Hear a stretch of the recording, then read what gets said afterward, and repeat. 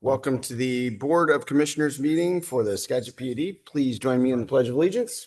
I pledge allegiance to the flag of the United States of America and to the republic for which it stands, one nation, under God, indivisible, with liberty and justice for all. Thank you.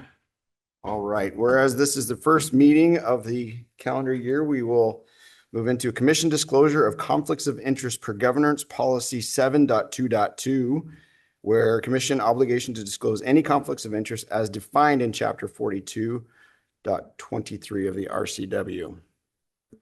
As being employed by the city of Anacortes, I do not foresee any potential conflicts of interest, but if there are any business that arise with the city, we will address potential conflicts and recuse myself as needed.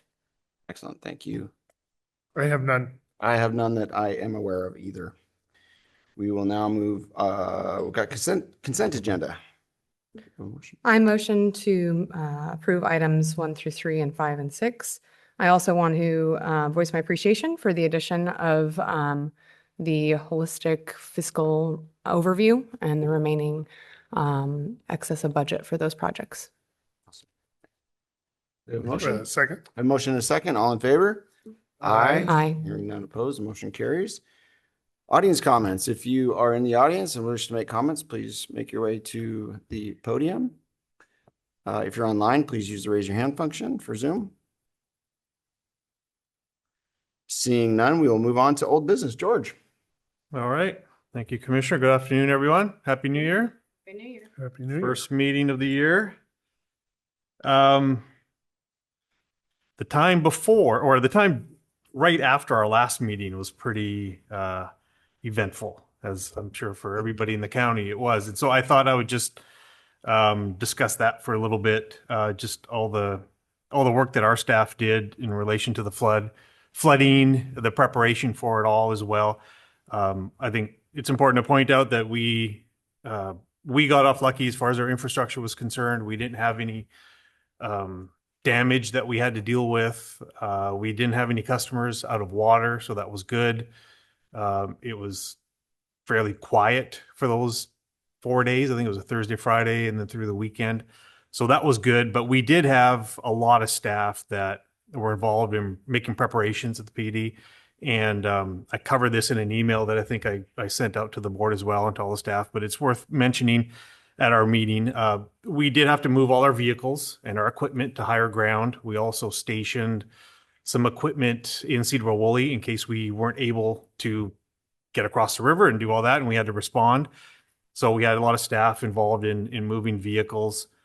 Our distribution staff that worked for Ryan Anderson, they spent a lot of time over those 4 or 5 days monitoring our system through SCADA, driving around the county. Dean Meyer spent a lot of time driving around.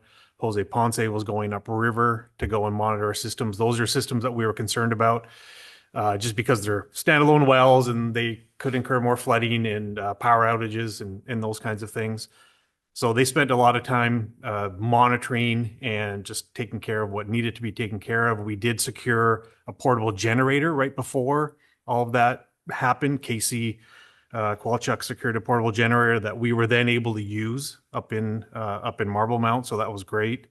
So a lot of staff did a lot of work planning for it. And then during the flooding, we had to adapt. There were staff at the treatment plant. Riley Smith was one of our operators that wasn't able to get home between shifts for most of that time and spent a lot of time up there. But we did have other operators, Mark Edwards and Jim Owen, that were able to get through the water and relieve Riley for a little bit of time.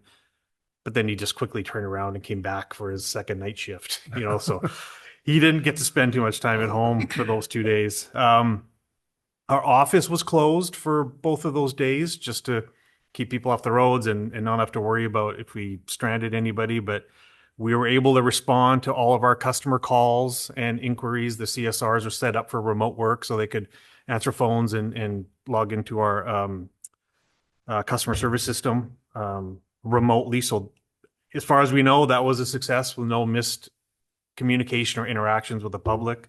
So that went well. Kevin stayed on top of, the updating of our website and pushing out social media posts to keep our customers updated on what was going on. And, that was important, especially to address one specific issue where there was a rumor starting about the water not being safe to drink because of the flooding. And so, Kevin put posts out about that, and that helped to quell those concerns. So that was good. You'd hate for something like that to spread without information. Jay was, instrumental in going to all the local meetings and keeping us up to date. As a team, we met multiple times a day just to let everybody know what was going on, make sure people were prepared, make sure we had information. Because I think a lot of people use the information in our meetings that Jay was sharing to disseminate information between their family and friends, and we were getting really good information that we were able to share. So that was helpful. But all in all, we did make it through okay. I think for most of the county, it's probably a similar situation. I know there was flooding, people were evacuated. There were some homes that were impacted, but for the most part, I think we were lucky. And, we'll count ourselves as one of the lucky ones as well. So I think everybody did a great job in planning and preparing, and just thankful that it wasn't worse than it was. So I don't know if you guys heard any comments or feedback from the public or, anybody else as far as our response or our involvement or anything like that. I know it was, I think I saw Jay up at the college at the EOC. It was good it was well received. It was We were nice to turn present, around and see- yeah. to be in the room. So Okay. I know the Unified Command appreciated that. Okay. Well, that's good. Definitely observed a lot of our trucks, I'm seeing presence in Cedar Woolley and throughout the county as I was going back and forth between Dike 17 and Cedar Woolley. So it was, Right. I think it was very reassuring to the public to see that we were very active and visible. So Good. there was nothing negative whatsoever. That's kind of what we gathered as well from Kevin's interactions online, as far as people responding to our posts and everything. So that was good. So then we move on. Let's see. Yesterday, I met with Jill Boudreau. She's the new executive director at SCOG. So she stopped by yesterday just to touch base. And, her approach, it's going to be a fresh approach. Every time you have a new director, it's going to be fresh. So she's going to focus on the economic development strategy for the county.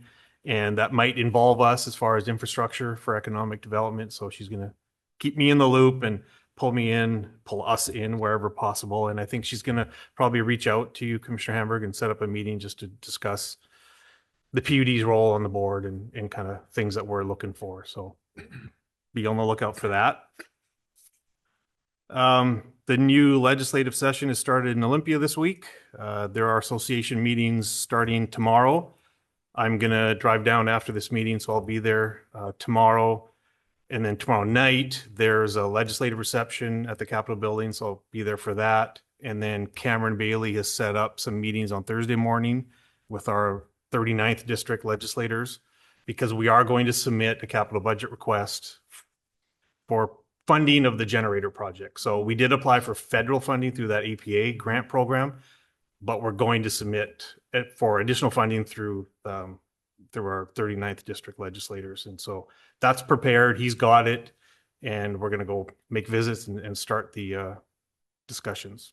Just a quick question on the dual applications being, so because we don't necessarily know if our EPA grant will be accepted or to what level, if we receive both, we have to, I'm assuming, say no thank you to the other one if it fully funds. If the it fully EPA funds it, yeah. Okay. Yes, we will do that. That does happen, like with the state grant funding that we get. We do have to keep tabs on how much we're spending. If we have leftover, we used to be able to just move it to another project, but now they're saying, no, we'll take that back from you. So I think it would be a scenario like that, where if our project is fully funded, they'll just end up taking it back and setting it somewhere else the following year, probably. So we haven't gotten any word on the EPA application. We're not sure whether we'll get full funding on that. So this gives us another way to get additional funding, but it also, each funding agency appreciates that we're asking more than just one of them for funding. So it sits well with EPA that we're asking the state, And for the state, they're happy that we're asked for money from EPA as well. So it looks good for us to ask from multiple places. So that's the way we're going to approach it. With the state of the budget for, I don't think that we're going to be successful down in Olympia, but you never know. We have We been, thought that a couple of years ago. yeah, right. Yeah. Even last year, we didn't think. And we got funded for a project that we didn't even push very hard for. So you never know. Our legislators appreciate the work that we do and they're happy to help us get projects done. So we'll wait and see. But we are going to submit an application for the generator. So the next association meeting is in February.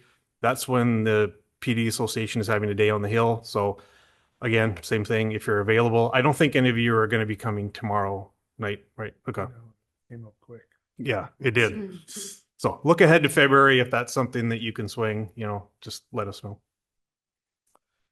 And yeah, I think that's it. We got a lot of other stuff to get to. So unless there's any questions. All right, thanks, George. Yeah, thank you. All right, so moving on to some new business. Mark Semero, let's talk recommendation to I award. think we've got some old. Oh, business. no, old business still. We do have old. No, business. George wanted Yeah. to skip ahead here, so no. I was gonna let you off the hook, Alistair, but they didn't let me. I'm not giving you your money back either. Yeah, no, that's fine. Good evening, commissioners, and happy new year. And thank you for allowing me to give the first department update of the year. So I'm going to try and set the tone for everybody else to follow suit. So just to give you a brief glance into what we did last year, we were pretty busy. We had some data center enhancements that we started inputting and we're still in the process of getting done. We have increased our amount of Starlink connections out into the field, and we'll be looking to do some more of that this year. We completed a pretty comprehensive cybersecurity training module, and we actually got a lot of security updates out in the field as well. So this is a picture of the device that's on top. That's white with the little logo to the side. That is our rubric device. That's for our backups that we're putting in place. So we'll physically be able to back up our data there, as well as it goes out into the cloud as well. And we'll have a separate machine in our disaster recovery center. So we're going to have a really good backup system that gets rid of the two pieces of software that we're currently using. We'll probably get that done by the end of next month is when we'll go online with it. Really looking forward to that. NetBots, that was something that we put in place for monitoring the data center. So we've got a nice little camera. If anybody opens the door, we can see them and we'll get alerts as anybody comes in. We're also able to monitor the environmental conditions, humidity, heat, everything like that. It's a new data center. We're not really worried about it too much right now, but it's good to have, and we'll be replicating that as we build a new data center. Again, the Starlink expansions, that's the locations that we currently have. There's 6 of them, just to give you kind of a view of where they're actually located. This year, sometime, hopefully, we're looking to put up in at the top of Burlington Hill. We've got a pump station that we have a fiber connection to, a monitoring, and we're going to put a Starlink up there and let that data run back and forth. And then Cascade Ridge is an old DSL line that we're hoping to get some more communication with Starlink there. It's been real reliable. The price has been real good. There's only been one instance of us bumping up against our data plan, but everything seems to be going fine with the SCADA. And so we're happy with it right now. And it seems to be kind of a good alternative for some of the older communication that we've got. Are we also using that at the Gilligan Creek intake as well? Is that a Starlink? Not yet. Not at the moment. I don't know if we have any plans to at Gilligan Creek, but it's certainly available if it becomes something we need to do. Actually, during the flood, we had contemplated getting a Starlink for the treatment plant in case we lost any communication there as well. Fortunately, we didn't have to worry about that. And when we get the fiber running back and forth, we may not have to worry about that at all, but it's a good alternative for us if we have to. Again, the training took place in October. Everybody successfully went through it. Our focus was increased general awareness on cybersecurity, with a real emphasis on AI this year or last year. Just what is AI? What are we taking a look at? And then how scams are being used with the AI. So in May, we're going to have another training, and I think our focus is going to continue to be what are the new threats? How is AI being used? This is a project that's been a couple of years in the making, and that's moving off of our old security platform, which was Linnell and Exact Vision for our cameras, and it's all in one environment, Genetech now, and that's just a brief picture of some of the cameras that we have for the new building. All of the doors, everything is being monitored through Genetech. It's a really good locally focused place. Luis is getting really, really good at replacing older cameras and being able to himself put everything into the system, get it configured, and having it operating. So we're not having to rely heavily on our security consultant, Security Solutions Northwest. We're starting to do some of that work on our own. This is actually one of the few times where we get to do some IT that's actually fun instead of just being able to work. We're able to put cards on our iPhones and actually open the doors with our phones, and it will minimize our reliance on having to use cards. We're not able to like open up gates or anything with it yet. We're trying to get past that. But if we can get all this working, we issue iPhones to everybody anyway. We can remove the cards out of the system, and that's one less thing you have to worry about remembering to bring with you. The other thing, we've got a small pilot group right now that's running Windows Hello, which essentially gives you the ability to access your PC biometrically. You can do it with your face. We actually have some thumbprints. You can do it through a 6-digit code, but we will try and encourage everybody to, use the biometrics. It's really, really cool. That minimizes our reliance on having to remember a password every 90 days. We can have just one master password to get in some of the older systems that we have that aren't single sign-on. And yeah, it should make a better experience, more secure experience for all of the users. So we'll be rolling that out slowly but surely. And then Zero Trust, that's just replacing our VPN. We're still evaluating some tools for that. That's it. Awesome. Questions? Browser. Well done. Thank you all. Thank you. All right, now we're going to talk about adopting the 2026 emergency response plan, or an update thereof.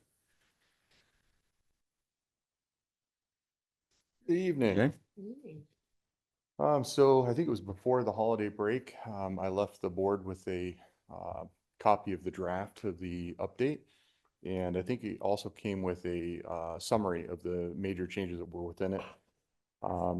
I don't know that I need to go through the entire list or summary right now, but so I think we can just go straight to the part where I ask for a motion or an action item from you to adopt. Any questions or discussion on adopting these updates? I would make a motion to adopt the 2026 update to the emergency response plan. And I second. We have a motion and a second. All in favor? Aye. Ayes, Gary. Thank Thank you. Commissioners, for your time. All right. All right, now, Mark Semmerall, let's talk about recommendation to award a backwash pump system replacement design services contract. All right, as you're aware, we've been replacing the 3 major pump stations up at the water treatment plant over the past few years. So we successfully commissioned the raw water pump station in 2021 and the W1 pumping system just last month in December. And so now we're going to go after replacing the backwash pumping system. And so RH2 Engineering did the pre-design report on this pumping system back in 2021. And so we're asking that the commission approve their design contract for $185,170 to prepare the design for this pumping system. Questions from Mark? It's in the plan, which is nice since we've just hammered the plan for Yeah. about 4 months. So, Fresh in our mind. right. Yeah. Excellent. All right. Well, I'd be looking for a motion. I motion to approve the recommendation for RH2 in the amount of, was it 83,736. 736. Second. Motion and a second. All in favor? Aye. Carries. Thank you. All right. Next, Bill. We're going to talk about approving the 26 seasonal water rights transfer to irrigators. Must be January. Commissioners, hi. Hey. So yeah, this item's related to the temporary transfers of water rights that we've done the last couple years. The memo has some summary information and some detailed information related to the proposed interlocals. So 2024, if you'll recall, we executed agreements with the 2 Diking and irrigation districts and Skagit Valley Farms. In 25, we original agreement talked about doing it through 26. So this step is replication of all the terms with the exception of increasing all the rates by 5% as we did last year. And that information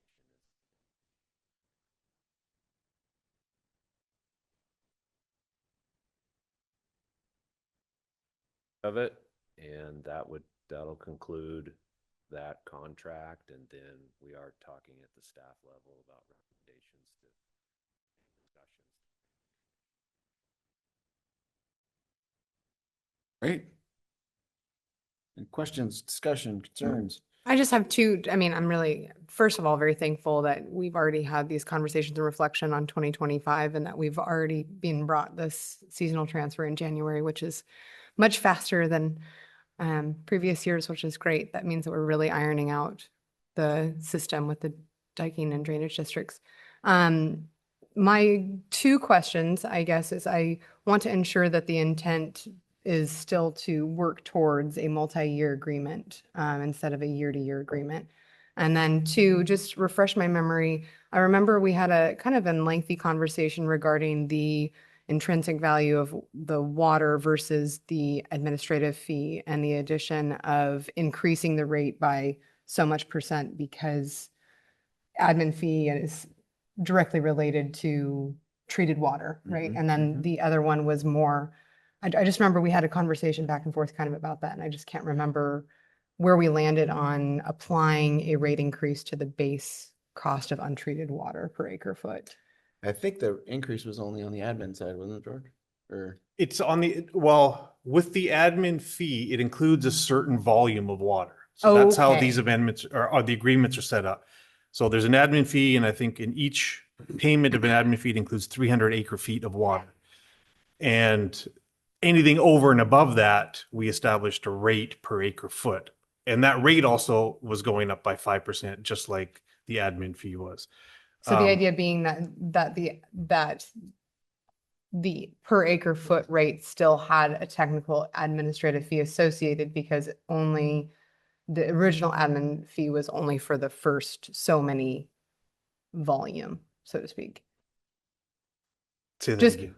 Just the fact that the volume itself, the water cost is not necessarily going up. It's that the water cost also has a built-in admin fee also in that 1480 something, because it's only charge that amount once a certain volume's hit. Yes. Does that Yeah. make sense? We estimated how much each district was using. Mhm. And then I don't know if it's in the packet, but we know how much each of them have used in previous years. So we tracked and we asked them, right? Like, okay, for each district, were you able to stay within your 300 acre foot allotment or did you end up going over? And so we've got 2 years of history of that now. This year is going to be exactly the same. We're going to allow 300 acre feet.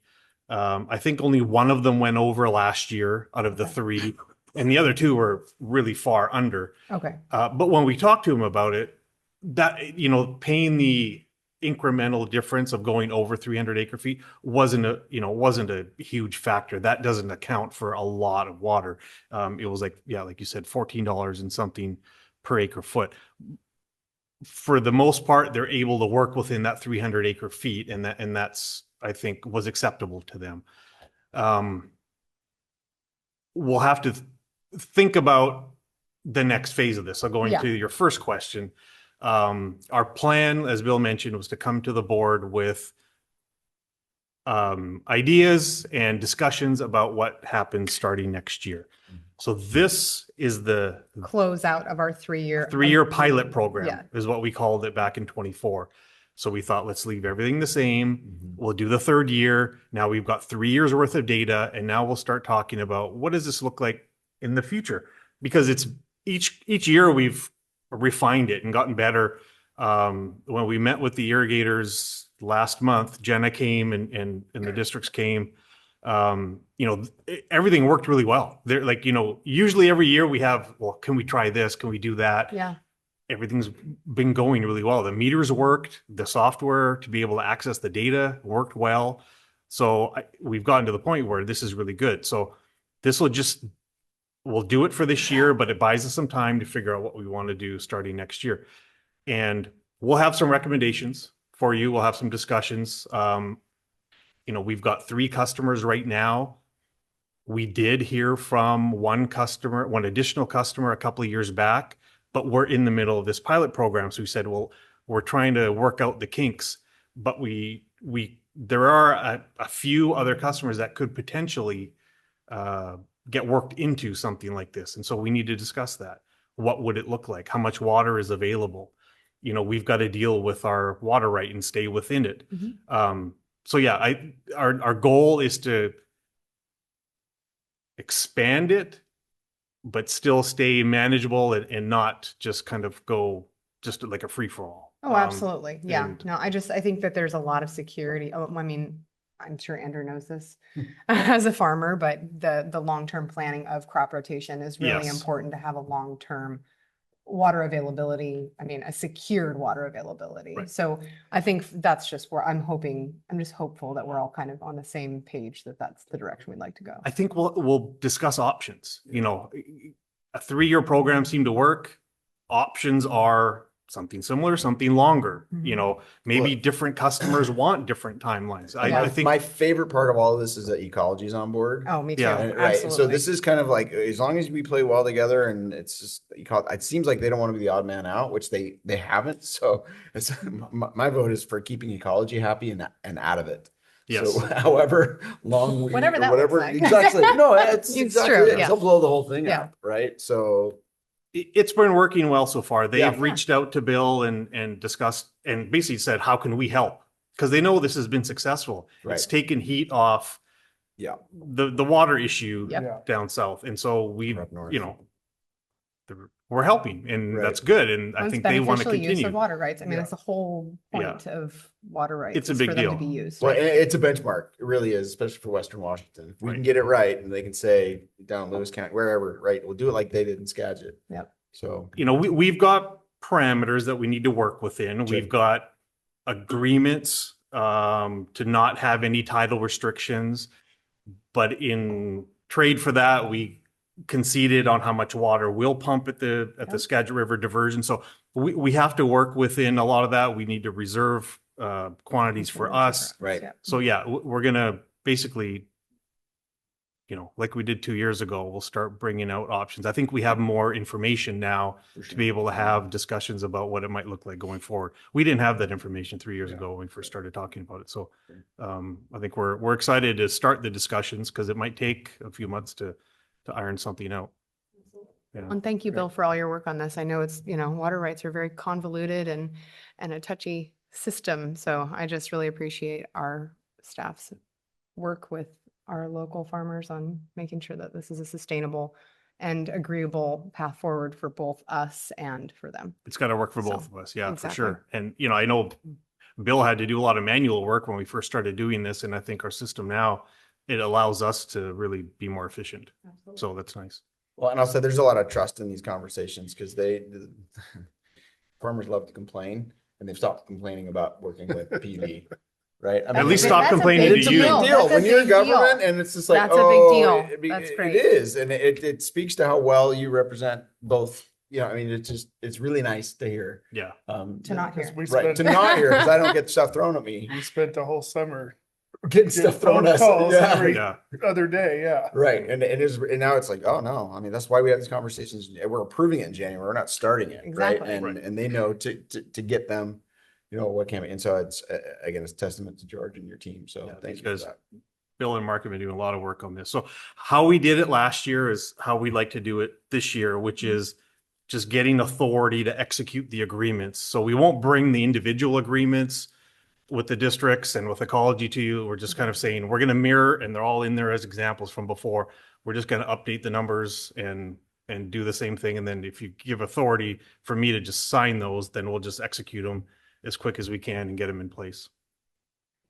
Good. Well, with that, I motion to approve the 2026 right transfers to our irrigators. Second, We have a motion and a second. All in favor? Aye. Aye. All right, ayes carry. Thank you. All right, now let's talk painting. Mark. My least favorite things. So this is, the Division Street Bridge is going to be repainted. We have a pipe that's attached to that bridge, and we're kind of at the mercy of the franchisee. They're including us in their contract. They're going to, WSDOT will be administering the bid, and they will also administer the construction management. Likely, we will bring in a specialist to look after our interest in that project as well. But this is at present, this is an estimated contract authorization. I'm not sure if you look through the particulars of the utility agreement, but part of this is giving them money up front so that they can disperse that to their contractor on a timely basis. So we advance payment and then they take payment out of that as we go through the project. There's a small provision where we can reject the bid, but we are on the tab for I'm just going to generally call it the inconvenience of having our line on the bridge. So whatever cost the contractor has relative to dealing with our pipe, then we will pay that in anyway. So it's a good time if we're gonna they're up there painting, we're gonna get our property painted as well, rather than just leave it. So we are looking for approval. A motion to authorize the general manager to execute a utility construction agreement with WSDOT in the amount of $382,294 for painting the pipeline support at the Division Street Bridge. second, We have a motion and a second. All in favor? Aye. Motion carries. Thanks, Martin. All right, yeah, that's an expensive paint job. We've got the November year to date budgets and information here, which is great. Judy Reservoir is filling up nicely. Comments, commissioner comments? none for me. None? All right. All right, with that, we will adjourn to an executive this session to consider the minimum price at which real estate will be offered per RCW 4230-110-1 and C, and to discuss potential litigation per RCW 4230-110-1. Technically, we have Two separate. Two separate meetings. 2 executive sessions. One will be for, see, we'll turn out, say 20 minutes, half hour, I'd say half an hour. half an hour, at which point we will convene another executive session to discuss potential litigation per RCW 4231.10.1 and change. And no action is No action will be anticipated. anticipated. So we should reconvene at, I don't say 6 o'clock. All right, we will adjourn. No, we don't adjourn. We We're in recess. recess. We recess. That's right. We will recess until after such time.